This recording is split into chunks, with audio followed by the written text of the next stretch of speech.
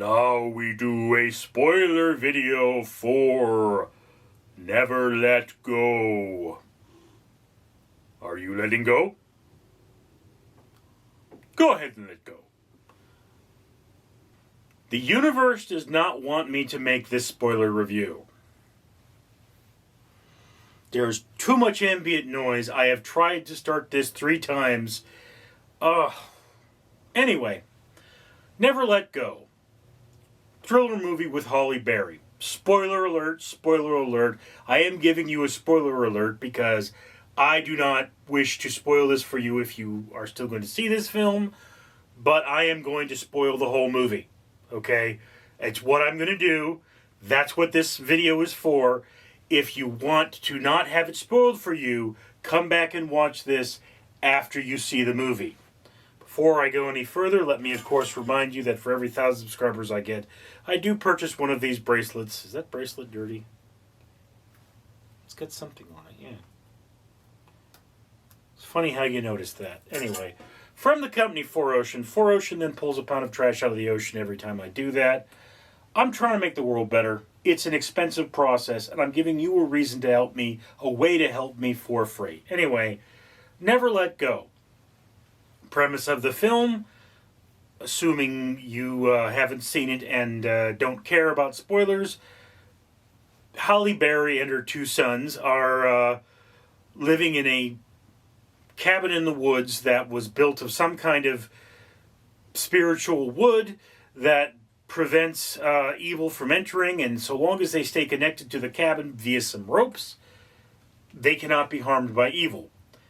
Rope is severed, rope slips off them, evil can touch them, and that's the world we live in, or they live in. So, yeah, not good times. They have to forage for food, they are growing some of their own food. Lo and behold, a really bad winter shows up, and they run out of food. It comes down to the point where they're going to eat the family dog, and one of the 2 kids just cannot deal with that. So, causes the evil to show up, and, you know, at this point, Halle Berry's character kills herself because she sees the evil, and she thinks she's going to get touched by the evil, and the evil is going to make her kill her kids. Okay, well, they can't see the evil, so at this point, we still don't know. We still don't know if the evil is real. All right? So the 2 boys are left. They don't eat this delicious mom that has graciously killed herself for them. And I mean, if you're going to starve to death, I would resort to cannibalism.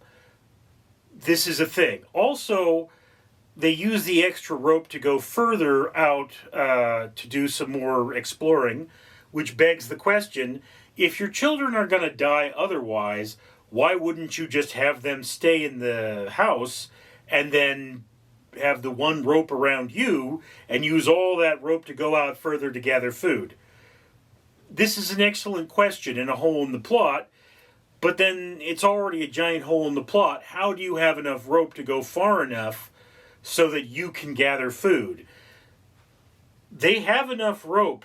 When they combine 2 ropes, they have enough rope to go all the way out to a road. So, I grant the road is probably not traveled very often, but it does beg the question, has nobody ever gone by this road? Have they never heard anything? Because the premise of this film is that the entire world has been destroyed by the evil, and these 2 are all that's left.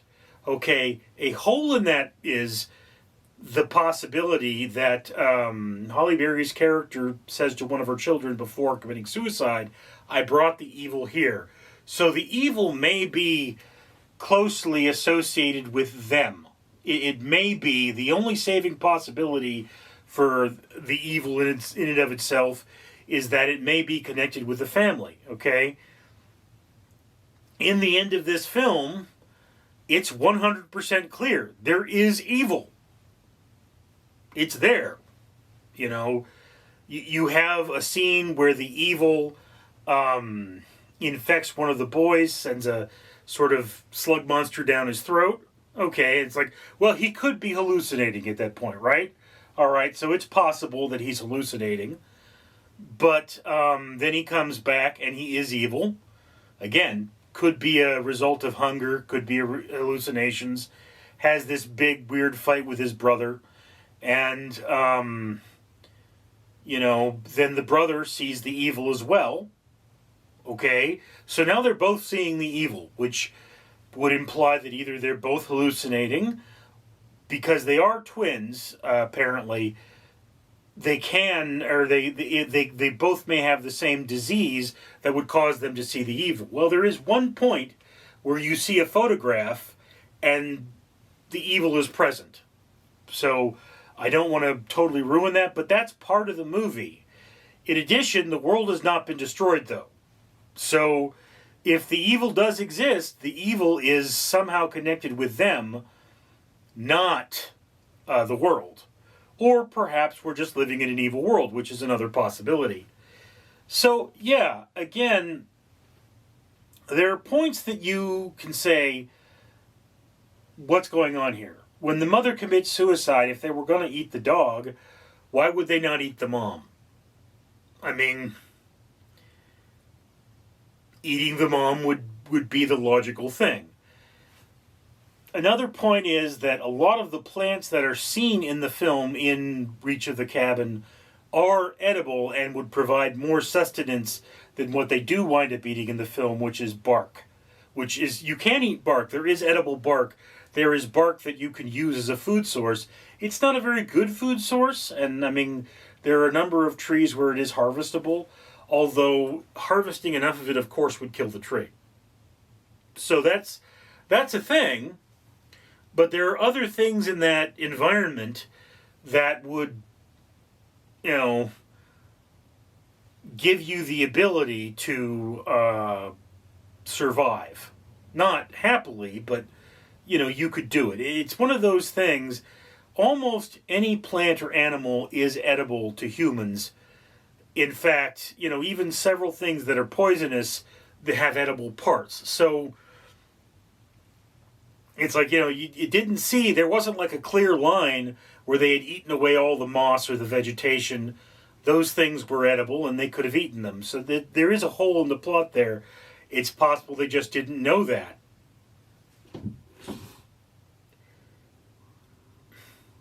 Excuse me. Sorry about that. Anyway. Two of my cats are having a conversation.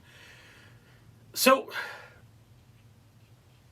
the biggest hole in the plot is how they were even able to survive as long as they did in a world where they are tethered to the house.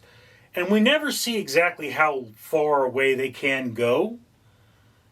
But, this is the thing, is that if you leave the house, you need to be tethered. Why not combine all three tethers? Why not make more rope? I would assume that they can do that to make the tethers longer. That's the first major hole in this plot. And the second hole is the evil just connected to them? Are they protecting themselves from the evil because the evil is just theirs?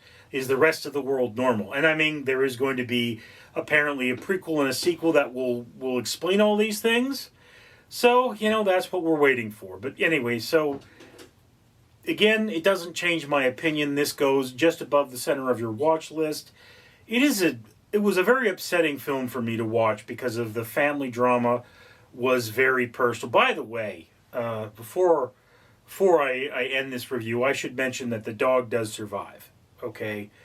There's a scene at the end where you see the dog run by, so the dog doesn't die. It appears to run away from the people because they're crazy, but then it's like, at a certain point, like, why wouldn't they have at least fed the mom to the dog? He doesn't care, and, starving. How did that dog survive? He can't eat bark. Anyway, so like I say, just above the middle of the watch list. Not a bad film, really. Well made. The plot holes bother me. If they don't bother you, you'll probably enjoy this film a lot more. But if family drama bothers you the way family drama bothers me, this film may be a little too much for you. Anyway, so again, that's just my opinion, and I'd love to hear yours in the comments below. I'm Richard. Greetings, humans! Your old pal Randall here again, reminding you to comment, like, and subscribe. You see, I got my bracelets from Ferocian, and I got another medal from the Conqueror. Yeah, look at that, see? See? That's got an Easter Island head on it. Because if you can't afford to go to Easter Island, you can go and walk Easter Island virtually by going to the Conqueror.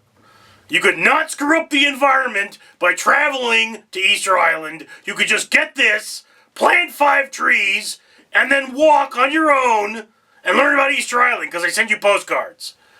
And if you comment, like, and subscribe, you can help the guy that owns this channel buy things like this so he can plant trees, and buy bracelets like this from Ferocian so he can pull trash out of the ocean and make a better world for you.